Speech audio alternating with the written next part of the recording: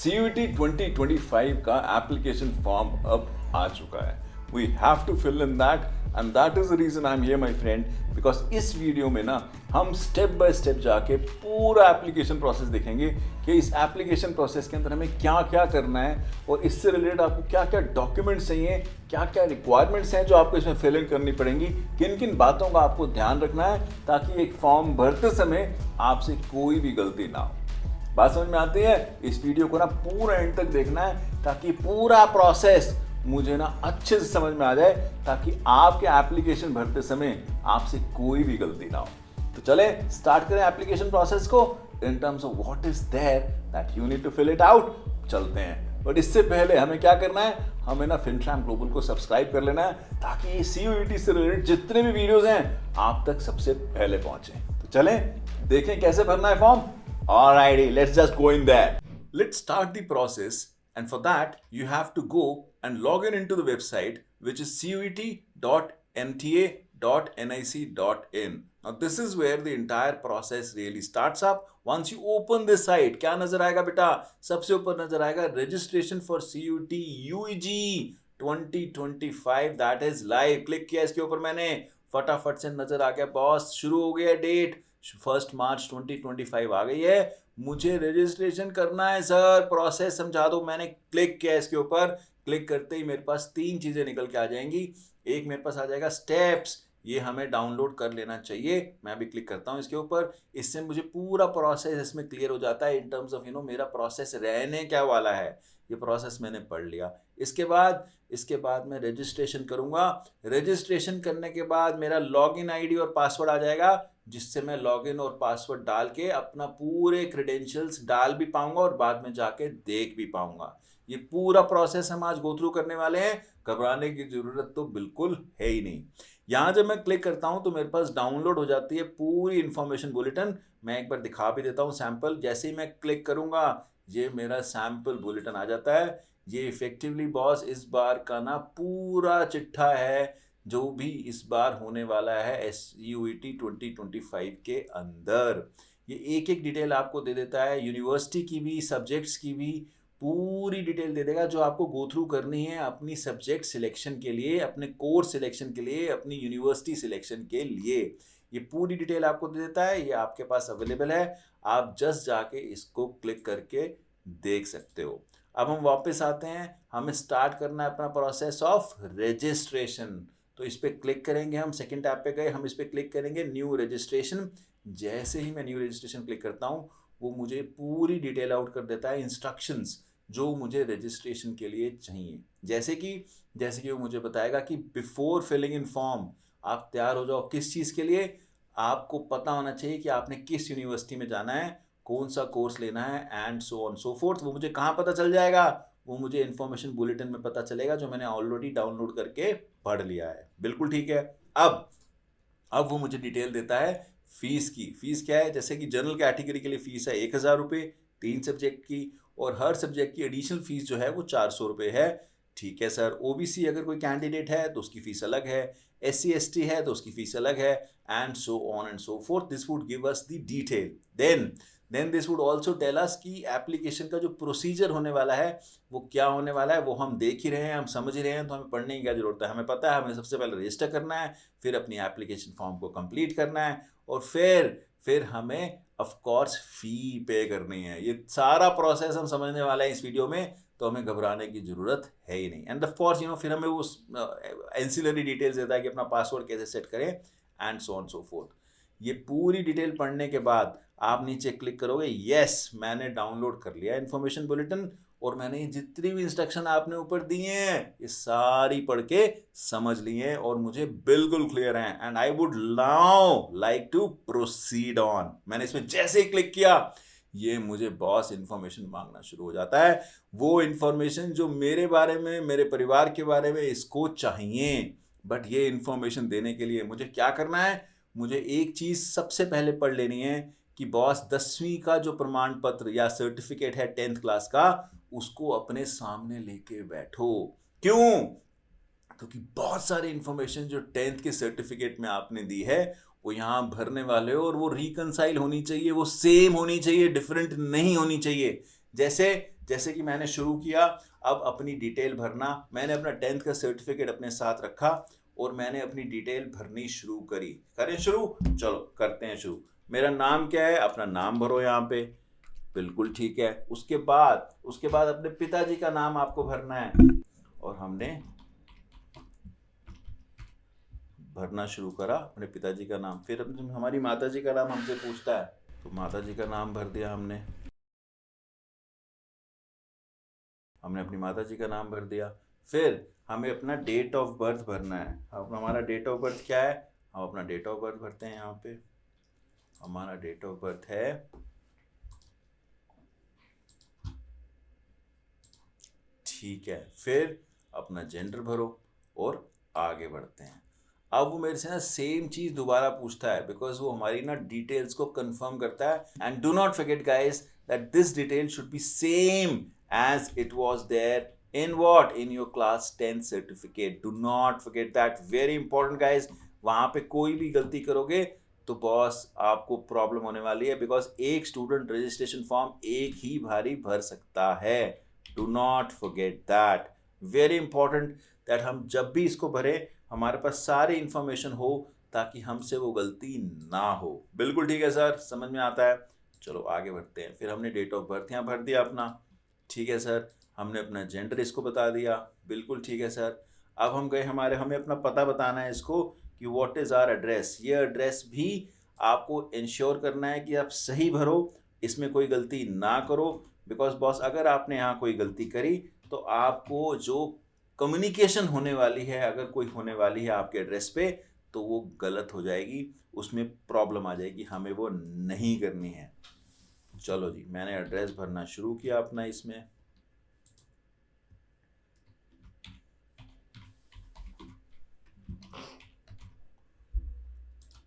Country मुझे पता ही है क्या है, स्टेट मेरे को पता ही है मेरी क्या है, डिस्ट्रिक्ट मुझे पता है मेरी क्या है। देन मुझे पिन कोड देना है, मैं पिन कोड दे देता हूँ। ये सारी इंफॉर्मेशन आपके पास हैंडी अवेलेबल होनी चाहिए ताकि ये गलती आपसे कोई ना हो। अब आते हैं ईमेल आईडी पे। आपको यहाँ अपना ईमेल आईडी डालना पड़ेगा।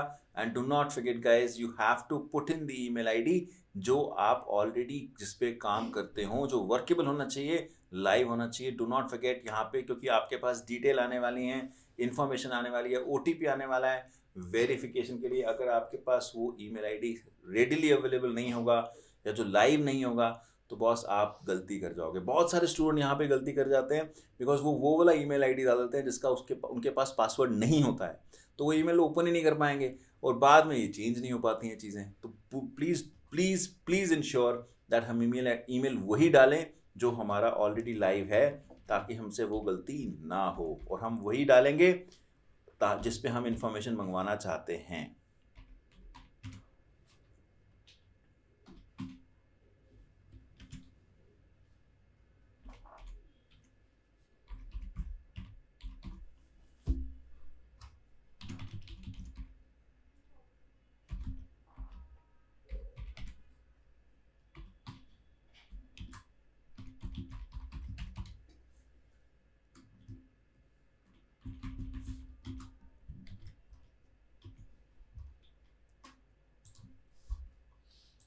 इस ईमेल आईडी को कंफर्म भी करना है हमने, तो एक बार कंफर्म कर देते हैं।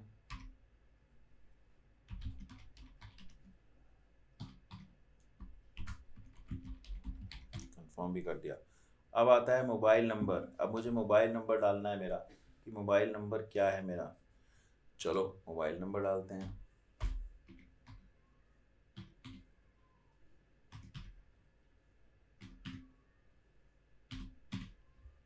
इसको कंफर्म भी करना पड़ेगा, तो कंफर्म कर देते हैं यहाँ पे।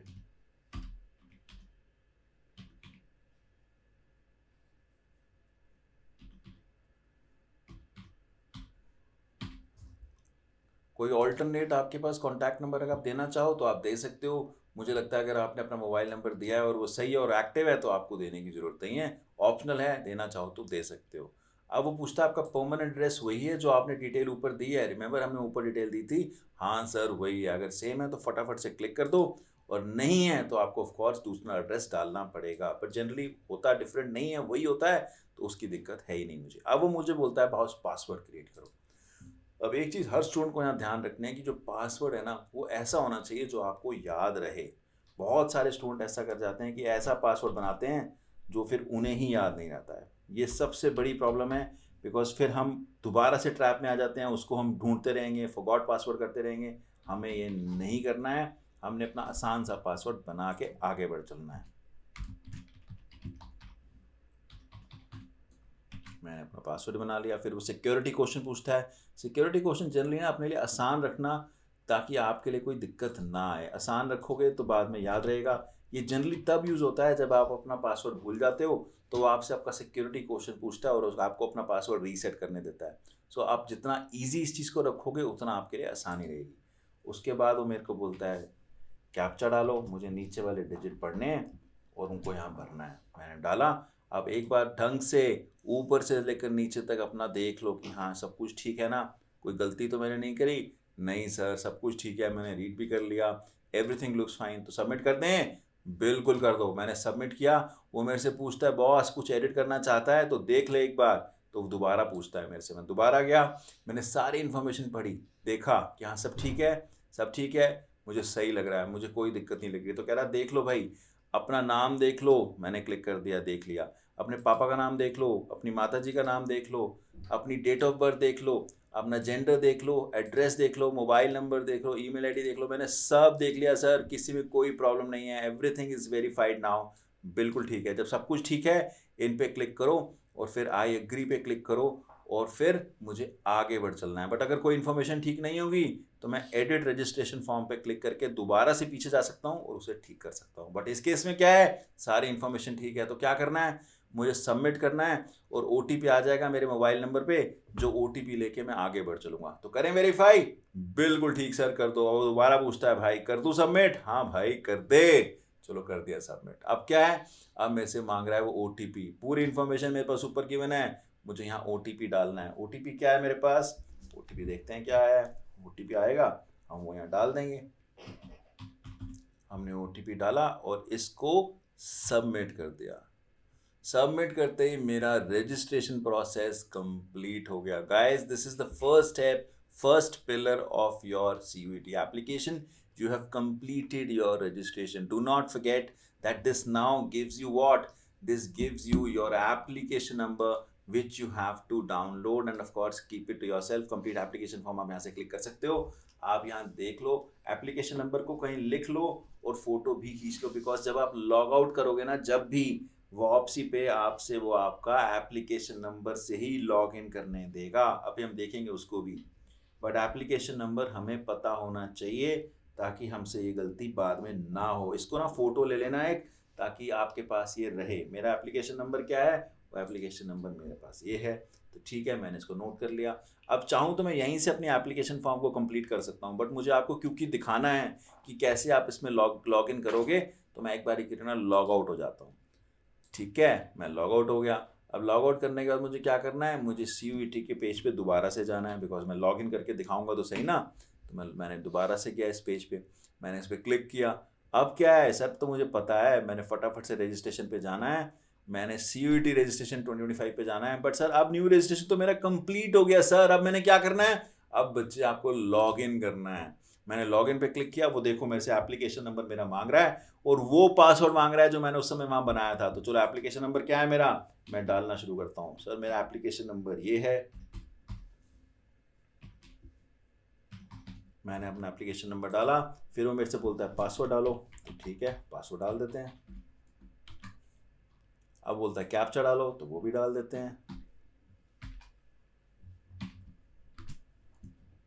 मैंने वो भी डाल दिया। अब वो कहता है लॉग इन करते हैं, हाँ कर दो भाई। लॉग इन करते ही मैं दोबारा उस जगह आ गया जहाँ पे मैं वहाँ पे था जब मैंने अपना रजिस्ट्रेशन कंप्लीट कर लिया था। अब ये मुझे बोलता है अपना एप्लीकेशन फॉर्म कंप्लीट कर लो भाई। फर्स्ट मेरा पिलर हो चुका है, अब एप्लीकेशन फॉर्म भरना है और मुझे फ़ी पेमेंट करनी है। तो चलें भरें एप्लीकेशन फॉर्म। बिल्कुल ठीक, एप्लीकेशन फॉर्म में मैं गया। देखो ये मेरे से इतनी सारी चीज़ें मांग रहा है इसके अंदर, एप्लीकेशन फॉर्म के अंदर, जो मुझे भरनी है। रजिस्टर जो मेरी कॉन्टैक्ट डिटेल्स हैं वो ऑलरेडी कंप्लीट हो चुकी हैं, बिकॉज मेरे रजिस्ट्रेशन फॉर्म से उसने वो सारी डिटेल ले ली हैं, तो मुझे ये करने की ज़रूरत नहीं है, बिकॉज ये प्रोसेस मेरा कंप्लीटेड है। अब मुझे भरना है, रजिस्टर करनी है अपनी पर्सनल डिटेल। मैंने क्लिक किया, ये जो डिटेल मेरी वहाँ से उठा सकता था इसने ऑलरेडी यहाँ उठा रखी हैं, बट कुछ डिटेल मुझे यहाँ भरनी पड़ेगी, जैसे कि नेशनैलिटी। मुझे यहाँ क्लिक करना पड़ेगा, क्या हूँ मैं इंडियन हूँ। अगर कुछ और होता तो कुछ और लिख लेता है। यहाँ पे मेरे पास ऑप्शंस हैं। डोमिसाइल क्या है मेरी स्टेट का, सर मैं तो दिल्ली से हूँ। हाँ, अगर आप किसी और स्टेट से हो तो आप उसको भी क्लिक कर सकते हो। आपकी कैटेगरी क्या है, देखो इतनी सारी ऑप्शन दे रहा है। मेरी कैटेगरी क्या है, वो जनरल है। अगर आप SC ST हो तो आप वो भी सिलेक्ट कर सकते हो। अपनी कंफर्म कर दो भाई कैटेगरी, कंफर्म कर दी सर, सेम दोबारा से सिलेक्ट कर दिया। फिर हम गए कि क्या मेरे पास कोई भी डिसेबिलिटी है। नहीं सर, मेरी कोई डिसेबिलिटी नहीं है। भगवान ना करे अगर आपके पास हो तो आप उसे क्लिक कर देना। चलो ठीक है सर, ये भी समझ में आता है। फिर क्या आप डायबिटिक हो, मैं नहीं हूं तो मैं नहीं पे क्लिक कर रहा हूं। आप अगर हैं तो आपको येस पे क्लिक करना पड़ेगा। प्लेस ऑफ रेजिडेंस क्या है, मेरा प्लेस ऑफ रेजिडेंस रूरल है या अर्बन है। मैं तो दिल्ली में रहता हूं तो मैं अर्बन क्लिक करूंगा। आप अपने जहां भी रहते हो उसके हिसाब से आप उसे क्लिक कीजिए। आपसे आपकी एनुअल फैमिली इनकम मांगता है। मैं इस पे गया, बहुत सारे ड्रॉप डाउन मेन्यू गिवन है। मेरी फैमिली इनकम मैंने उसके हिसाब से सिलेक्ट कर ली। फिर वो बोलता है क्या आप माइनॉरिटी को बिलोंग करते हो, यस कि नो। मेरे केस में नो है तो मैंने नो क्लिक किया।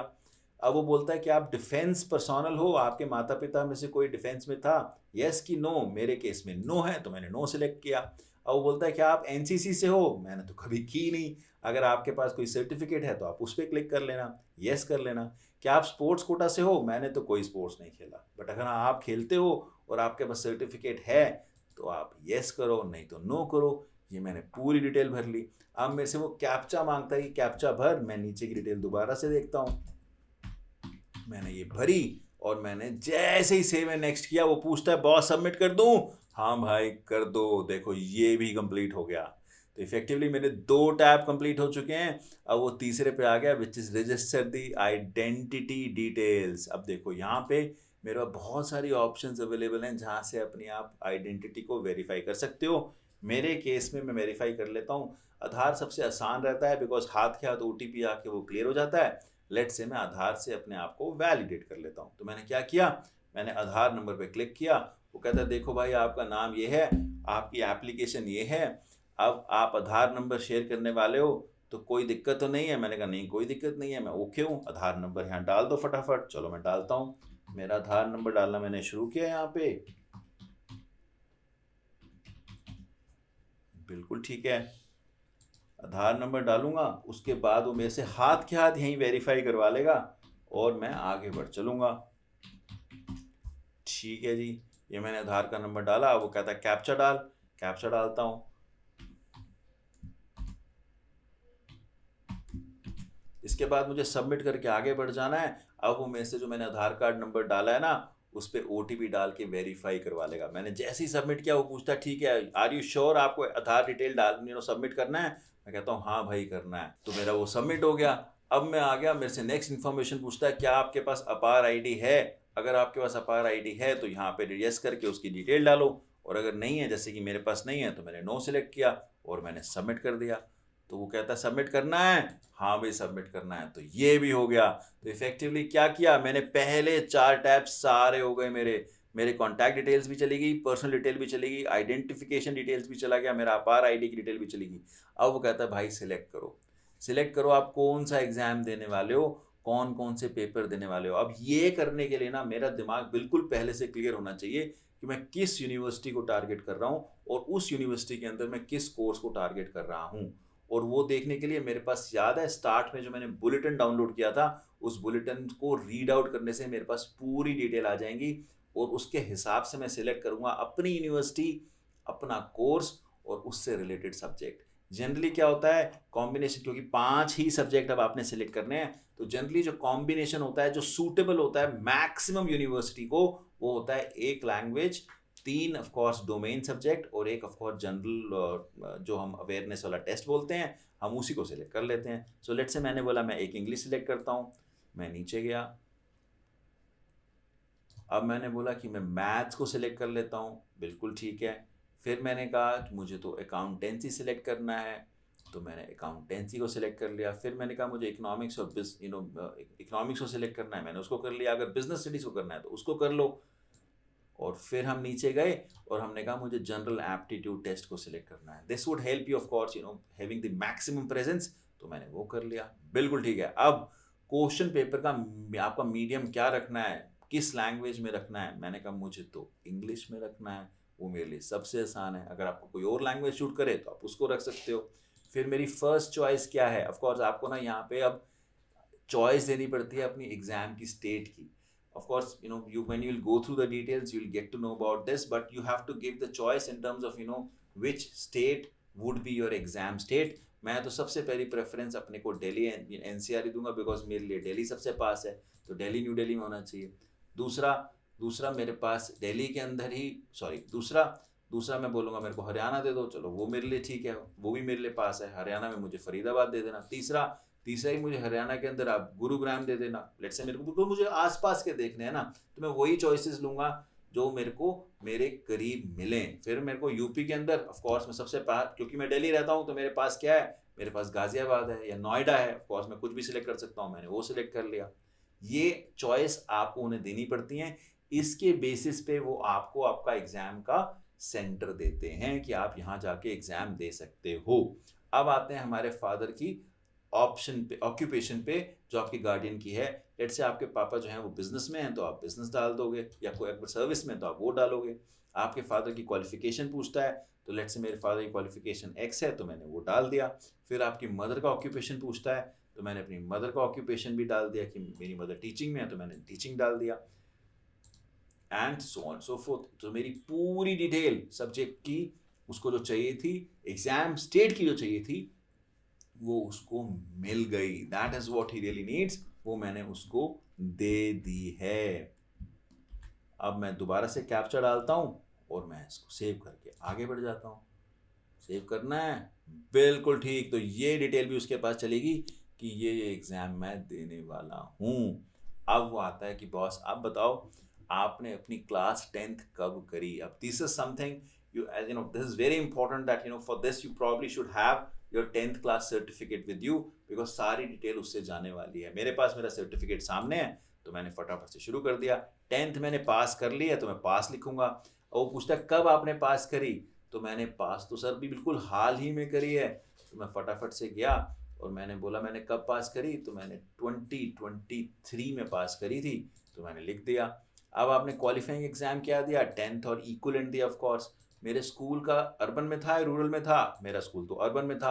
आपका स्कूल जो था वो कौन सा था? Of course you have to find out आपका स्कूल कौन सा रहने वाला है, किस तरह का था। अदर्स में प्राइवेट है तो कौन सा है, गवर्नमेंट है तो कौन सा है। लेट्स से अदर्स में मैंने डाल दिया, मेरा जो स्कूल था वो अदर्स में आ रहा है। फिर मैंने कहा कहाँ पे मुझे सिलेक्ट करना है एग्जामिनेशन स्टेट, जो मैंने जहाँ से क्वालिफाई किया था, मैंने तो दिल्ली से एग्जाम दिए थे तो मैंने दिल्ली लिख दिया। फिर पूछता है एग्जामिनेशन का हमारा डिस्ट्रिक्ट क्या था, मेरा डिस्ट्रिक्ट जो था वो वेस्ट दिल्ली था। ये सारी डिटेल आपके पास अवेलेबल होती है। You have to research that beforehand when you start filling in this form. फिर वो कहता है आपका बोर्ड कौन सा था? मेरा बोर्ड जो था वो CBSE था, तो central board of secondary education मैंने यहाँ सिलेक्ट कर लिया। अब आपने सिलेक्ट करना है अपना मोड, कि आपका मोड क्या है, परसेंटेज मोड था या CGPA मोड था। मेरे केस में परसेंटेज मोड था, मुझे परसेंटेज मिली थी तो मैंने परसेंटेज सिलेक्ट किया। टोटल मार्क्स कितने थे? टोटल मार्क्स मेरे 500 थे। मेरे कितने आए, मैं वो नंबर यहाँ लिख दूंगा, मेरे जितने मार्क्स आए, और जितनी परसेंटेज है वो ऑटोमेटिकली यहाँ कैलकुलेट कर देता है। मेरा रोल नंबर क्या था, मैं अपना रोल नंबर यहाँ डाल देता हूँ, मेरा रोल नंबर ये था। मेरे स्कूल का नाम क्या था, मैंने अपने स्कूल का नाम डाल दिया, मेरे स्कूल का नाम ये था।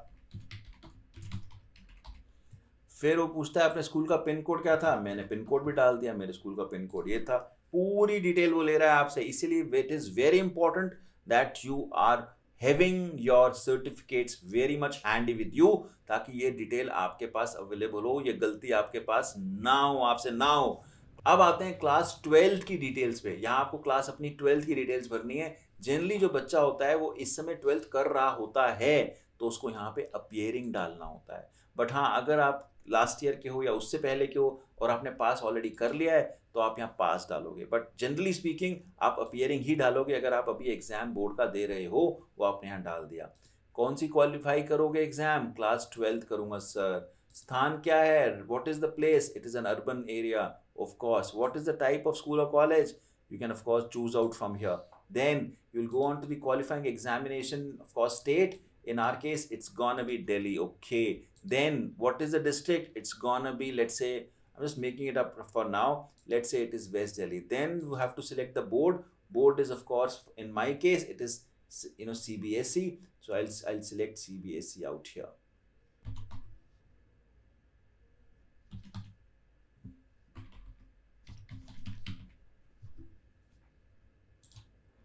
देन मेरा, क्योंकि मैं अपियरिंग दिखा रहा हूँ तो मेरे से रिजल्ट पूछेगा ही नहीं. अगर मैं पास होता तो मेरे से जरूर रिजल्ट पूछता. अब वो पूछता आपके कॉलेज, आपके स्कूल का नाम क्या है, तो मैं अपने स्कूल का नाम डाल दिया यहाँ पे. अब वो पूछता है मेरा पिन कोड क्या है, चलो मैं पिन कोड डाल देता हूँ मेरे स्कूल का. अब you guys have to be very much handy with this. आपने स्कूल कहाँ है, आपके स्कूल का पिन कोड क्या है, ये डिटेल आपके पास होनी चाहिए. चलो जी, मैंने ये भी कर दिया. अब मेरे को कैप्चा बोलता है. जैसे ही मैंने कैप्चा बोला वो बोलता है सबमिट करो. यस, सबमिट कर दो. बिल्कुल हो गया. अब क्या है, मेरी सारी डिटेल हो गई है. अब वो मेरे से कुछ एडिशनल चीज़ें पूछ रहा है. वो कह रहा है are you twin and both applying for CUET UG. क्या आप ट्विन्स हो और आप दोनों अप्लाई कर रहे हो फॉर द एग्जाम, येस और no. In my case it is no. अगर आपके केस में येस होगा तो आपको वो लिखना पड़ेगा. ये भी लिख दिया मैंने.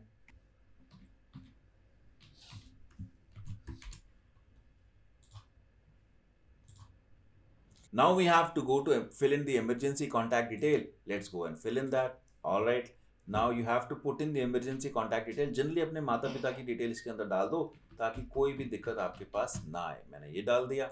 All right. मैं उनका ईमेल आईडी भी डाल देता हूँ, just to make sure that उनके पास कोई इन्फॉर्मेशन आनी होगी तो वो आ जाएगी. और अगर कोई OTP वगैरह भी आता है तो वो वेरीफाई हो जाएगा. इस पे ना OTP आने वाला है इस नंबर पे, तो अपने पापा का ना या मम्मी का फ़ोन साथ रख के बैठना, बिकॉज वो इम्पॉर्टेंट है. That detail they would be asking right away. अब मैं जाता हूँ, बोलता हूँ गेट OTP. अब ये OTP आपके माता पिता के पास आने वाला है. That is really important that you should be able to provide that detail. चलो OTP डालते हैं. आपके पिताजी के फ़ोन पे ये OTP आ गया है और ईमेल पे भी उन्होंने भेजा है. सी यहाँ पे कितना इंपॉर्टेंट है कि अपना जो ईमेल पे है और जो फ़ोन पे है दोनों डिटेल आपके पास होनी चाहिए. उनका ईमेल आईडी भी होना चाहिए, उनका फ़ोन नंबर भी आपके पास होना चाहिए. दोनों पे OTP आएगा और दोनों यहाँ डालने पड़ेंगे बिकॉज वो दोनों नंबर यहाँ रजिस्टर होने वाले हैं.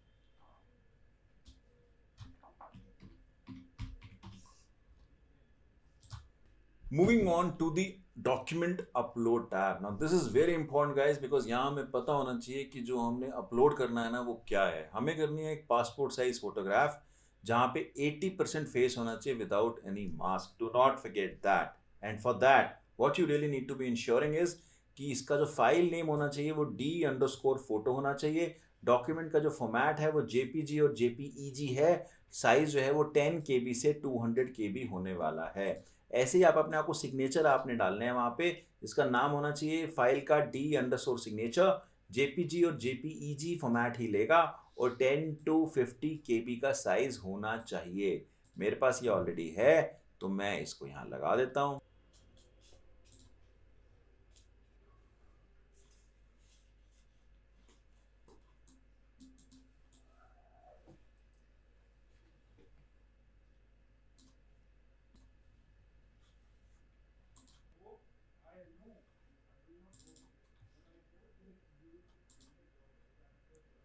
अब मुझे क्या करना है, मुझे अपलोड कर देनी है file.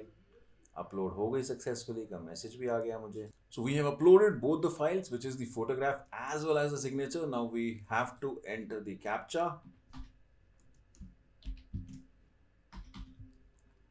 And will just save and move next. कर दें. यस सर, सबमिट हो जाता है.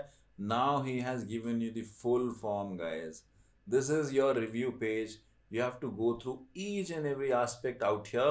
सारी की सारी चीज़ें जो आपने भरी हैं, जो आपने एग्ज़ाम सेलेक्ट किया था, जो आपने सब्जेक्ट सिलेक्ट किए हैं, जो आपका एड्रेस है, जो आपके माता पिता की डिटेल है, वो सारी डिटेल यहाँ पे आ रही है आपके पास पूरी, इंक्लूडिंग क्लास 10th 12th जो भी आप डिटेल आपसे दे सकते थे, जो उसने मांगी वो आपने यहाँ प्रोवाइड करी.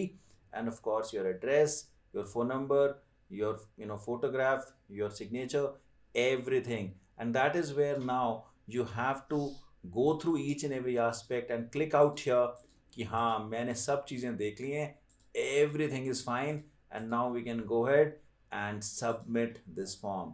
The moment I submit this, I will move on to the payment page और मैं पेमेंट करूँगा और मैं I would be able to close out my application form और फिर ये एप्लीकेशन प्रोसेस पूरा कंप्लीट हो गया। चलें पेमेंट पे, चलो मैंने फाइनली सबमिट कर दिया है। Now this is also complete, registration process भी हो गया, एप्लीकेशन फॉर्म भी हो गया। अब मैं आ गया पेमेंट के ऊपर। आई नो कंसिडरिंग जो उसने मैंने सब्जेक्ट सिलेक्ट किए थे वो मुझे क्लियरली बोल रहा है after the payment of P you will not be able to edit the filled application details and document uploaded। और of course जितने मैंने सब्जेक्ट सिलेक्ट किए थे उसके हिसाब से उसने मुझे बता दिया that you have to pay this and move on। if you everything is right, you can just go ahead and put on here and make the payment। अगर कुछ आपने edit करना है तो आप यहाँ से edit भी कर सकते हो। आपका email ID is yet to be verified आ रहा है। of course you have to verify your email ID first, because आप email ID को verify करते हो and over here when you'll go out here you'll say verify email ID। आप अपना email ID आपके पास यहाँ given है, कैप्चा डालो। मैंने कैप्चा डाला,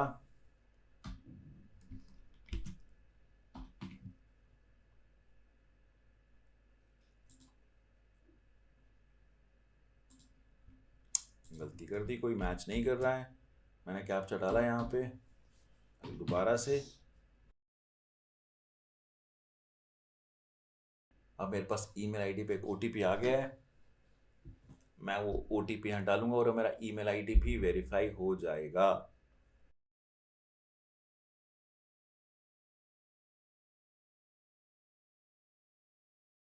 देखा यहाँ पे ईमेल आईडी आपका वेरीफाई हो जाता है and effectively we have done everything that was needed। Now the only thing that you need to do is he's asking you edit the application form if you have to edit or pay the examination fee and move on। अगर मुझे सब कुछ लगता है ठीक है, of course you can go through it again। अगर आपको सब कुछ लगता है तो just go ahead and you can make the online payment, proceed for payment। You can go out from here and of course now he'll ask you what payment mechanism you want to follow। Either it can be of course debit card, net banking, or you can use the Canara Bank payment gateway, HDFC Bank payment gateway, ICICI Bank payment gateway and move on। You just have to select one, proceed for payment, and that is what it is gonna be। The moment you have submitted your payment, everything is closed। I'm not making payment right now, I'll probably make it later, but you can do that and move on। तो ये था process इस पूरे CUET के form को भरने का। ये तीनों पिलर स्टार्टिंग फ्रॉम जो रजिस्ट्रेशन हमने करना है, मूविंग ऑन टू जो पूरा एप्लीकेशन हमने भरना है, और तीसरा जो हमने फी जमा करनी है, हमने सारे एस्पेक्ट देख लिए हैं जस्ट टू मेक श्योर कि अब आप कहीं पे भी गलती ना करें। बहुत इंपॉर्टेंट पीस है बच्चे कि ये एग्जामिनेशन फॉर्म हम सही तरीके से भरें, या एप्लीकेशन फॉर्म को सही तरीके से भरें ताकि हम कहीं पे भी मात ना खाएं when it comes to the final admit card that we really needed to get। बात समझ में आती है?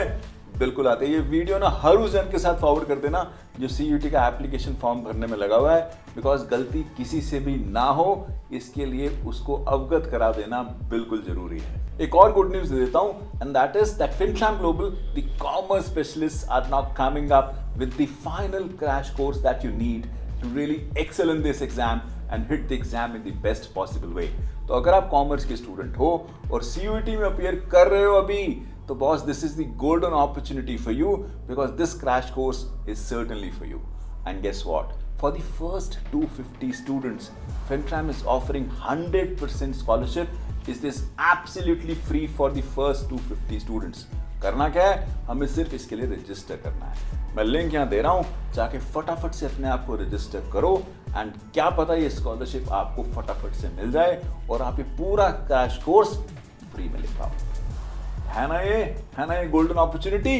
एब्सोल्युटली। अब हमें करना क्या है, डिटेल मैंने दे दिया है, फॉर्म आपने भरना है और फटाफट से क्लास के अंदर आना है, wherein we can take you to a very different height। बात समझ में आती है? बिल्कुल आती है। Subscribe FinChamp Global for more such videos।